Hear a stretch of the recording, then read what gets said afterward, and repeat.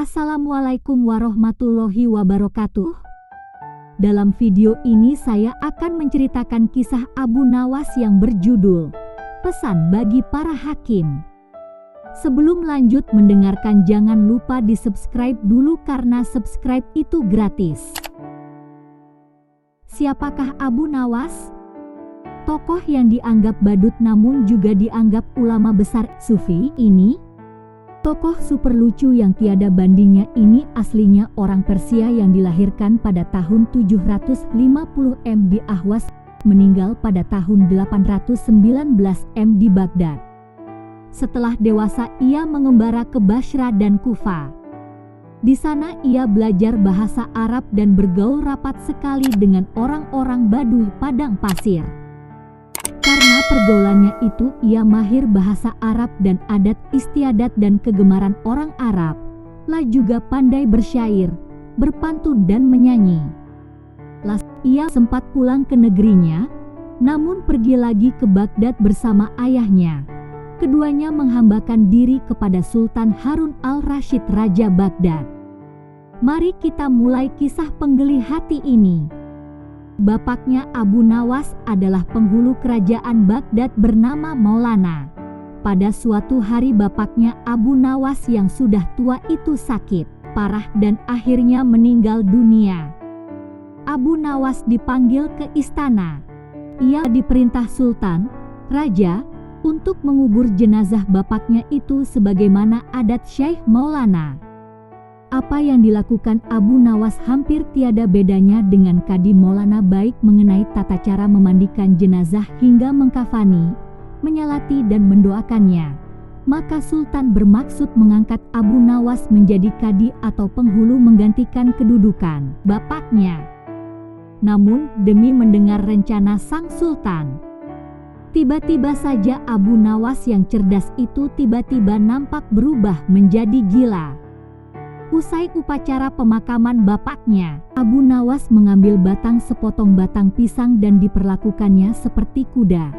Ia menunggang kuda dari batang pisang itu sambil berlari-lari dari kuburan bapaknya menuju rumahnya. Orang yang melihat menjadi terheran-heran dibuatnya. Pada hari yang lain ia mengajak anak-anak kecil dalam jumlah yang cukup banyak untuk pergi ke makam bapaknya. Dan di atas makam bapaknya itu ia mengajak anak-anak bermain rebana dan bersuka cita. Kini semua orang semakin heran atas kelakuan Abu Nawas itu. Mereka menganggap Abu Nawas sudah menjadi gila karena ditinggal mati oleh bapaknya. Pada suatu hari ada beberapa orang utusan dari Sultan Harun al-Rasyid datang menemui Abu Nawas. "Hai Abu Nawas, kau dipanggil Sultan untuk menghadap ke istana," kata wazir utusan Sultan. "Buat apa Sultan memanggilku? Aku tidak ada keperluan dengannya," jawab Abu Nawas dengan entengnya seperti tanpa beban. "Hai Abu Nawas, kau tidak boleh berkata seperti itu kepada rajamu. Hai wazir, kau jangan banyak cakap. Cepat ambil ini, 2 kudaku ini dan mandikan di sungai supaya bersih dan segar," kata Abu Nawas sambil menyodorkan sebatang pohon pisang yang dijadikan kuda-kudaan. Si wazir hanya geleng-geleng kepala melihat kelakuan Abu Nawas. "Abu Nawas, kau mau apa tidak menghadap Sultan?" kata wazir. "Katakan kepada rajamu, aku sudah tahu maka aku tidak mau," kata Abu Nawas. "Apa maksudnya Abu Nawas?" tanya wazir dengan rasa penasaran. "Sudah pergi sana, bilang saja begitu kepada rajamu," sergah Abu Nawas sembari menyaruk debu dan dilempar ke arah si wazir dan teman-temannya. Si wazir segera menyingkir dari halaman rumah Abu Nawas. Mereka laporkan keadaan Abu Nawas yang seperti tak waras itu kepada Sultan Harun al-Rasyid. Dengan geram Sultan berkata, "Kalian bodoh semua, hanya menghadapkan Abu Nawas kemari saja tak becus. Ayo pergi sana ke rumah Abu Nawas, bawa dia kemari dengan sukarela ataupun terpaksa." Si wazir segera mengajak beberapa prajurit istana dan dengan paksa Abu Nawas dihadirkan di hadapan raja. Namun lagi-lagi di depan raja Abu Nawas berlagak pilon, bahkan tingkahnya ugal-ugalan tak selayaknya berada di hadapan seorang raja. Abu Nawas bersikaplah sopan, tegur Baginda. "Ya Baginda, tahukah Anda apa Abu Nawas?" "Baginda, terasi itu asalnya dari udang." "Kurang ajar kau menghinaku Nawas." "Tidak Baginda. Siapa bilang udang berasal dari terasi?" Baginda merasa dilecehkan. Ia naik pitam dan segera memberi perintah kepada para pengawalnya. "Hajar dia, pukuli dia sebanyak 25 kali. Wah-wah." Abu Nawas yang kurus kering itu akhirnya lemas tak berdaya dipukuli tentara yang bertubuh kekar. Usai dipukuli, Abu Nawas disuruh keluar istana. Ketika sampai di pintu gerbang kota, ia dicegat oleh penjaga. "Hai Abu Nawas, tempo hari ketika kau hendak masuk ke kota ini kita telah mengadakan perjanjian. Masa kau lupa pada janjimu itu? Jika engkau diberi hadiah oleh Baginda maka engkau berkata, 'Aku bagi 2, engkau 1 bagian, aku 1 bagian.' Nah, sekarang mana bagianku itu? Hai penjaga pintu gerbang, apakah kau benar-benar menginginkan hadiah Baginda yang diberikan tadi? Tentu itu kan sudah merupakan perjanjian kita. Baik, aku berikan semuanya, bukan hanya 1 bagian." "Wah, ternyata kau baik hati Abu Nawas. Memang harusnya begitu, kau kan sudah sering menerima hadiah dari Baginda."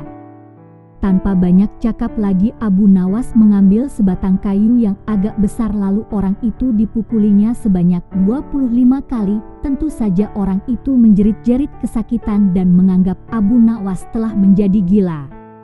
Setelah penunggu gerbang kota itu kelengger, Abu Nawas meninggalkannya begitu saja. Ia terus melangkah pulang ke rumahnya. Sementara itu si penjaga pintu gerbang mengadukan nasibnya kepada Sultan Harun al-Rasyid. "Ya, Tuanku Syah Alam, ampun beribu ampun. Hamba datang kemari mengadukan Abu Nawas yang telah memukul hamba sebanyak 25 kali tanpa suatu kesalahan. Hamba mohon keadilan dari Tuanku Baginda." Baginda segera memerintahkan pengawal untuk memanggil Abu Nawas.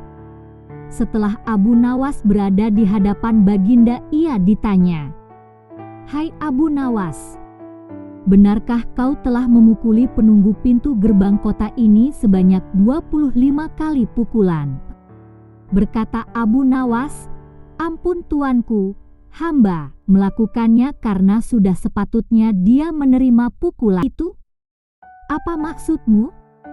Coba kau jelaskan sebab musababnya kau memukuli orang itu," tanya Baginda.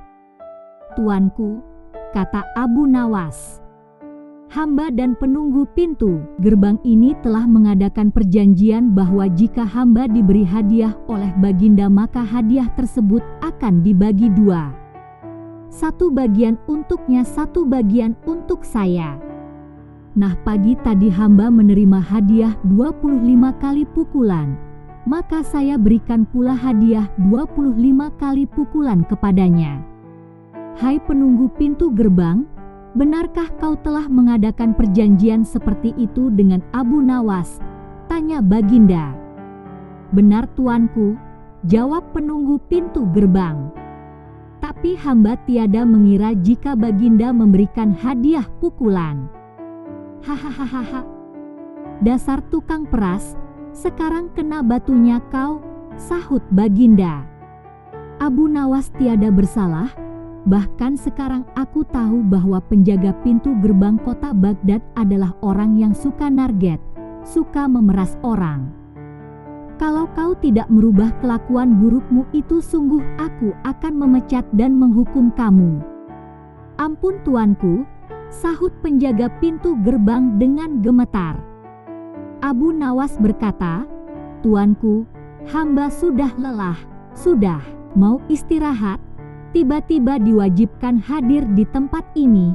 Padahal hamba tiada bersalah. Hamba mohon ganti rugi, sebab jatah waktu istirahat hamba sudah hilang karena panggilan tuanku. Padahal besok hamba harus mencari nafkah untuk keluarga hamba." Sejenak Baginda melengak, terkejut atas protes Abu Nawas. Namun tiba-tiba ia tertawa terbahak-bahak, "Hahaha. Jangan khawatir Abu Nawas." Baginda kemudian memerintahkan bendahara kerajaan memberikan sekantong uang perak kepada Abu Nawas. Abu Nawas pun pulang dengan hati gembira. Tetapi sesampai di rumahnya, Abu Nawas masih bersikap aneh dan bahkan semakin nyentrik seperti orang gila sungguhan. Pada suatu hari Raja Harun al-Rasyid mengadakan rapat dengan para menterinya. "Apa pendapat kalian mengenai Abu Nawas yang hendak kuangkat sebagai kadi?" Wazir atau Perdana Menteri berkata, "Melihat keadaan Abu Nawas yang semakin parah otaknya, maka sebaiknya tuanku mengangkat orang lain saja menjadi kadi." Menteri-menteri yang lain juga mengutarakan pendapat yang sama. "Tuanku, Abu Nawas telah menjadi gila, karena itu dia tak layak menjadi kadi." "Baiklah, kita tunggu dulu sampai 21 hari, karena bapaknya baru saja mati. Jika tidak sembuh-sembuh juga, bolehlah kita mencari kadi yang lain saja." Setelah lewat 1 bulan Abu Nawas masih dianggap gila, maka Sultan Harun al-Rasyid mengangkat orang lain menjadi kadi atau penghulu kerajaan Baghdad. Konon dalam suatu pertemuan besar ada seseorang bernama Polan yang sejak lama berambisi menjadi kadi, lah mempengaruhi orang-orang di sekitar Baginda untuk menyetujui jika ia diangkat menjadi kadi. Maka tatkala ia mengajukan dirinya menjadi kadi kepada Baginda, maka dengan mudah Baginda menyetujuinya. Begitu mendengar Polan diangkat menjadi kadi, maka Abu Nawas mengucapkan syukur kepada Tuhan. "Alhamdulillah, aku telah terlepas dari balak yang mengerikan. Tapi sayang sekali, kenapa harus Polan yang menjadi kadi? Kenapa tidak yang lain saja? Mengapa Abu Nawas bersikap seperti orang gila?" Ceritanya begini, pada suatu hari ketika ayahnya sakit parah dan hendak meninggal dunia, ia panggil Abu Nawas untuk menghadap. Abu Nawas pun datang mendapati bapaknya yang sudah lemah lunglai. Berkata bapaknya, "Hai anakku, aku sudah hampir mati. Sekarang ciumlah telinga kanan dan telinga kiriku." Abu Nawas segera menuruti permintaan terakhir bapaknya. Lah cium telinga kanan bapaknya, ternyata berbau harum, sedangkan yang sebelah kiri berbau sangat busuk. "Bagaimana anakku? Sudah kau cium?" "Benar bapak." "Ceritakan kan dengan sejujurnya, baunya kedua telingaku in." "Aduh pak, sungguh mengherankan, telinga bapak yang sebelah kanan berbau harum sekali, tapi yang sebelah kiri kok baunya amat busuk." "Hai anakku Abu Nawas, tahukah apa sebabnya bisa terjadi begini?" "Wahai bapakku, cobalah ceritakan kepada anakmu ini."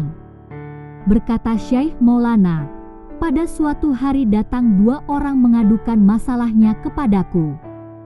Yang seorang aku dengarkan keeluhannya, tapi yang seorang lagi karena aku tak suaka maka tak ku dengar pengaduannya. Inilah resiko menjadi kadi, penghulu. Jika kelak kau suka menjadi kadi maka kau akan mengalami hal yang sama. Namun jika kau tidak suka menjadi kadi maka buatlah alasan yang masuk akal agar kau tidak dipilih sebagai kadi oleh Sultan Harun al-Rasyid. Tapi tak bisa tidak, Sultan Harun al-Rasyid pastilah tetap memilihmu sebagai kadi." Nan, itulah sebabnya Abu Nawas pura-pura menjadi gila. Hanya untuk menghindarkan diri agar tidak diangkat menjadi kadi, seorang kadi atau penghulu pada masa itu kedudukannya seperti hakim yang memutus suatu perkara. Walaupun Abu Nawas tidak menjadi kadi, namun dia sering diajak konsultasi oleh sang raja untuk memutus suatu perkara. Bahkan ia kerap kali dipaksa datang ke istana hanya sekedar untuk menjawab pertanyaan baginda raja yang aneh-aneh dan tidak masuk akal. Sekian cerita Abu Nawas pesan untuk hakim. Wassalamualaikum warahmatullahi wabarakatuh.